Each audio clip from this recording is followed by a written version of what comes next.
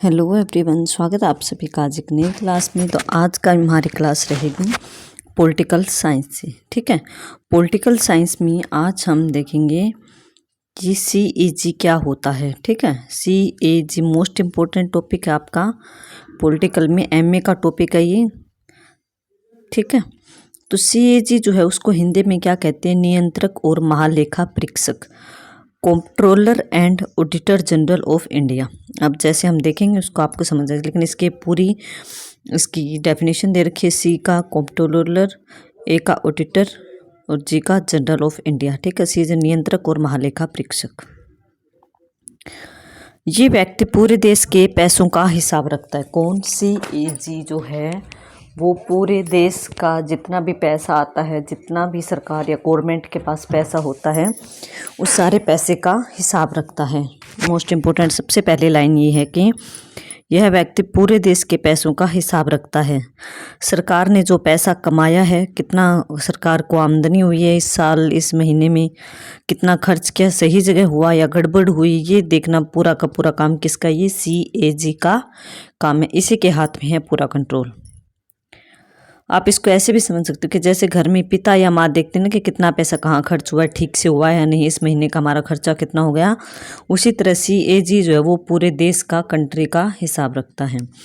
इसे जनता के पैसों का चौकीदार भी कहा जाता है कि जो जनता टैक्स देती है या कोई और चीज़ों के थ्रू सरकार को जो आमदनी होती है जनता के पैसों से, उसका चौकीदार बोला गया। ये सरकार की पूरी निगरानी रखते कि सरकार ने कितना पैसा कहाँ लगाया है, जितना बोला था उतना लगाया है या नहीं लगाया है।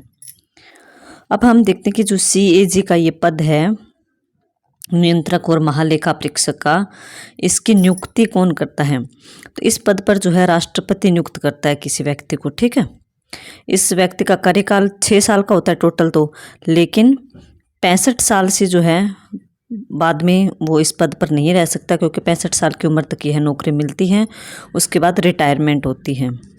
इसे हटाना आसान नहीं होता, इसको केवल उसी प्रक्रिया से हटाया जा सकता है जिससे जैसे कि सुप्रीम कोर्ट के जज को हटाया जाता है ना, कि संसद के जो दोनों सदन है, लोकसभा और राज्यसभा, उनमें विशेष बहुमत से प्रस्ताव पास होगा, फिर जो है इस पद पर जो नियुक्त होता है व्यक्ति, उसको हटाया जा सकता है। मतलब कि सीएजी की जो नौकरी है, उस जॉब पर जो व्यक्ति होता है इसमें टीम में, उसको हटाना इतना आसान नहीं होता, बहुत मुश्किल प्रोसेस है। इसका अर्थ है कि सीएजी को स्वतंत्र और निष्पक्ष रूप से काम करने की गारंटी दी गई है।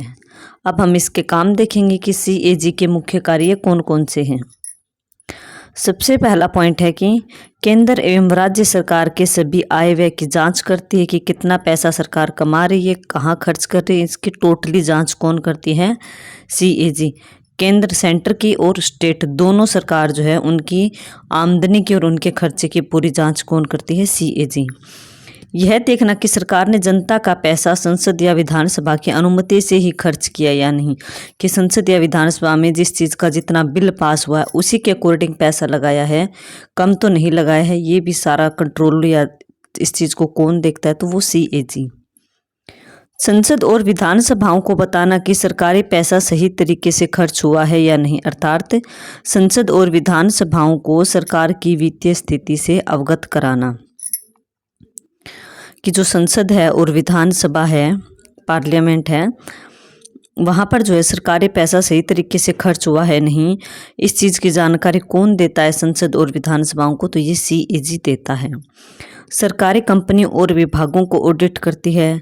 अगर सरकार पैसे का गलत इस्तेमाल करती है तो ये सीएजी जो है उसकी रिपोर्ट बनाती है और रिपोर्ट को जनता के सामने उजागर करती है। लेकिन आप अगर इसको डिटेल एंड इजी एक्सप्लेनेशन में समझना चाहते हैं इसके कार्य को, तो मैंने दोबारा से आपको करवाया है। ठीक है, तो सबसे पहला देखा हमने था कि सरकार के आय व्यय को ऑडिट करना, कि मतलब कि सरकार ने कहाँ से पैसा कमाया, जैसे कि टैक्स से कमाया है, कस्टम ड्यूटी से कमाया है, और कहाँ पर खर्च किया, जैसे कि स्कूल में खर्च किया है, सड़क बनाने में, सैन्य आर्मी पे खर्च किया है, स्वास्थ्य हॉस्पिटल आदि में खर्च किया। इसका पूरा हिसाब किताब देखते कौन? सीएजी। उदाहरण के लिए अगर सरकार कहती कि उसने स्कूल बनाने में 100 करोड़ खर्च किए हैं, तो सीएजी इस चीज़ की जांच करेगा कि सच में खर्च हुए हैं या नहीं, कहीं गड़बड़ तो नहीं हुई है। तो ये पूरा कंट्रोल कौन देखता है? सीएजी। फिर सेकंड हमने देखा था पॉइंट कि संसद और विधानसभाओं की अनुमति से खर्च की जांच। संविधान कहता है कि सरकार जो है वो संसद और विधानसभा की अनुमति से ही पैसा खर्च कर सकती है, कि सरकार अपनी मनमर्जी से कोई भी बजट को, कोई भी बिल को पास नहीं कर सकती। वो बजट, वो बिल कितने पैसे का है, वो सब कुछ किसके अकॉर्डिंग पास होता है? वो संसद के अकॉर्डिंग, विधानसभा के अकॉर्डिंग। जब संसद के दोनों सदन हैं, राज्यसभा और लोकसभा, इन दोनों में बहुमत से कोई चीज़ पास होती है तभी वो बजट तैयार होता है। कि स्कूल के बजट के लिए मान लो 100 करोड़ है, तो वो बजट कब फाइनल होगा? वो जब संसद के दोनों सदन उस पर अपनी बहुमत से अपनी मंजूरी दे देंगे। तो सीएजी यह देखता है कि कहीं सरकार ने बिना अनुमति के तो पैसा खर्च नहीं कर दिया, कि सरकार ने कहीं पैसा लगा दिया और उसकी परमिशन संसद से, विधानसभा या लोकसभा, राज्यसभा से नहीं ली। तो ये भी कौन देखता है? ये भी सीएजी देखता है। उदाहरण के लिए कि संसद है, उसने सेना के लिए 500 करोड़ का बिल पास कर दिया, लेकिन सरकार ने 600 करोड़ खर्च कर दिए। तो ये गलती कौन पकड़ेगा? ये सीएजी पकड़ेगा। कि संसद के दोनों सदनों में, लोकसभा और राज्यसभा में, आर्मी के लिए 500 करोड़ का बजट पास हो गया, लेकिन सरकार ने वहाँ पर 100 करोड़ एक्स्ट्रा लगा दी। तो ये सरकार की गलती, और इस गलती की जांच कौन करेगा? सीएजी करेगा। सीएजी सरकार को एक भी पैसा फालतू नहीं लगाने देता और एक भी पैसा कम नहीं लगाने देता। थर्ड पॉइंट है सरकारी कंपनियों और उपक्रमों को ऑडिट करना। कि सरकार की जो कंपनियां होती है, जैसे ओएनजीसी, बीएचईएल, एलआईसी होगी, एसबीआई होगी, इनका भी सीएजी ऑडिट करता है। उदाहरण के लिए कि जो एलआईसी है, बीमा कंपनी, उसने जनता से पैसा लिया है और गलत जगह निवेश कर दिया, तो सीएजी जो है इसे अपनी रिपोर्ट में बताएगा और उस कंपनी पर केस कर सकता है, उस कंपनी को ख़त्म कर सकता है। टोटली कंट्रोल सीएजी के हाथ में है पैसे का। गलत खर्च और गड़बड़ी को भी कौन उजागर करता है? सीएजी। अगर सरकार ने जनता का पैसा गलत जगह खर्च किया है, कोई घोटाला किए, तो सीएजी रिपोर्ट बनाकर संसद में पेश कर सकता है, विधानसभा में पेश कर सकता है। उदाहरण के लिए 2G स्पेक्ट्रम घोटाला हुआ था, कोयला घोटाला हुआ था, तो इन दोनों की रिपोर्ट किसके कारण सामने आई थी? सीएजी के कारण ही ये दोनों घोटाले सरकार ने किए थे। तो ये लोगों के सामने, जनता के सामने इन घोटालों का पर्दाफाश किसने किया था? सीएजी ने। ठीक है। रिपोर्ट प्रस्तुत करना। कि जो सीएजी है वो रिपोर्ट बनाते हैं, तो वो अपनी रिपोर्ट राष्ट्रपति और राज्यपाल, केंद्र सरकार के, सेंटर के तो राष्ट्रपति के पास भेजेगा, और जो राज्य है उनके राज्यपाल के पास भेजता है। इसके बाद ये रिपोर्ट संसद और विधानसभाओं में रखी जाती है। संसद की लोक लेखा समिति इन रिपोर्टों की जांच करते हैं। मोस्ट इंपोर्टेंट फैक्ट है कि सीएजी अपनी केंद्र सरकार की रिपोर्ट किसके पास भेजता है? तो राष्ट्रपति के पास। सीएजी राज्यों की रिपोर्ट किसके पास भेजता है? तो राज्यपाल के पास।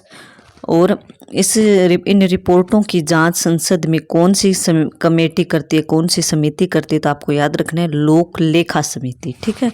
इन रिपोर्टों को पूरा खंगालेगी वो। ठीक है। नेक्स्ट पॉइंट हमारा कि सीएजी जरूरी क्यों है?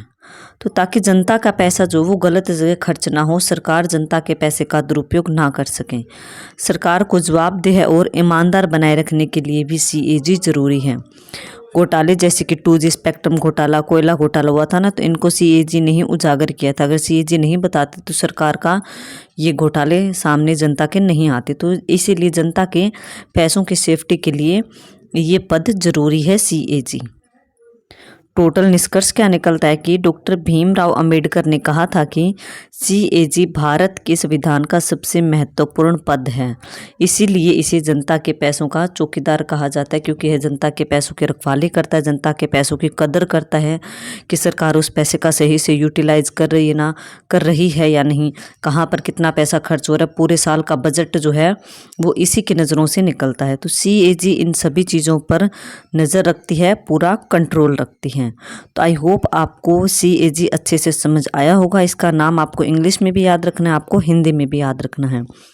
हिंदी में नियंत्रक और महालेखा परीक्षक की कंट्रोल है, और पूरे देश के पैसों का वो हिसाब कौन रखता है? तो सीएजी। पूरे देश के पैसों का हिसाब कौन रखता है? तो नियंत्रक और महालेखा परीक्षक। इस पद पर नियुक्ति राष्ट्रपति करता है। 6 साल के लिए यह पद रिजर्व होता है। 6 साल के बाद दूसरे व्यक्ति को इस पद पर नियुक्त किया जाता है। ठीक है। फिर हमने इसकी नियुक्ति देख ली, हमने इसकी रिपोर्ट को देखा, हमने इसके काम को देखा कि कैसे यह सरकार CAG जो है अपना काम करते, किन किन चीज़ों पर जो है ये नज़र रखती है। फिर हमने इसकी रिपोर्ट देखा कि कहाँ पर कौन सी रिपोर्ट प्रस्तुत करती है, ये ज़रूरी क्यों, और इस लास्ट में हमने इसका निष्कर्ष देख लिया। जनता के पैसों का चौकीदार किसे कहा जाता है, तो CAG को।